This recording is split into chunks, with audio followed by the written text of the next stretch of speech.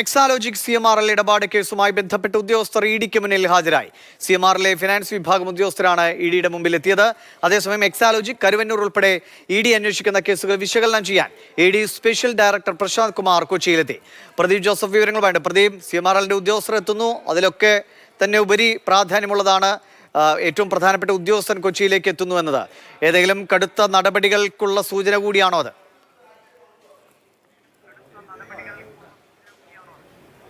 എക്സാലോജിക്കുമായി ബന്ധപ്പെട്ട് നടത്തിയ സാമ്പത്തിക ഇടപാടുകളെക്കുറിച്ച് അന്വേഷിക്കുന്നതിൻ്റെ ഭാഗമായി CMRL മാനേജിംഗ് ഡയറക്ടർ ശശിധരൻ കാർത്തയോട് ഇന്ന് ഹാജരാകാൻ എൻഫോഴ്സ്മെന്റ് ഡയറക്ടറേറ്റ് ആവശ്യപ്പെട്ടിരുന്നു.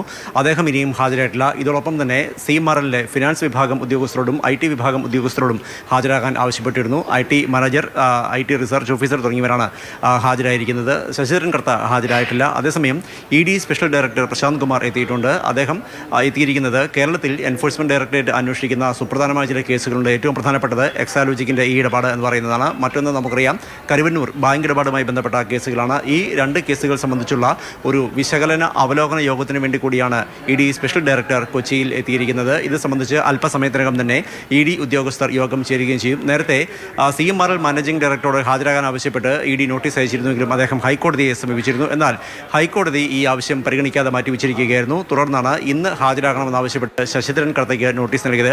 സേവനം ഒന്നും നൽകാതെ തന്നെ മുഖ്യമന്ത്രിയുടെ മകളുടെ ഉടമസ്ഥയിലുള്ള എക്സാലോജിക് കമ്പനിക്ക് 1.25 കോടി രൂപ CMRL നൽകി എന്നാണ് ആദായ നികുതി വകുപ്പിന്റെ ഇന്ററിം സെറ്റിൽമെന്റ് ബോർഡ് കണ്ടെത്തിയത്. ഇതേ തുടർന്നാണ് എൻഫോഴ്സ്മെന്റ് ഡയറക്ടറേറ്റും ഈ ദിശയിൽ അന്വേഷണം ആരംഭിച്ചത്. അതേസമയം CMRLലെ ഫിനാൻസ് ഓഫീസർമാർ ഉൾപ്പെടെയുള്ളവർ വൈകാതെ തന്നെ എൻഫോഴ്സ്മെന്റ് ഡയറക്ടറേറ്റിന് മുന്നിൽ ഹാജരാകേണ്ടി വരും.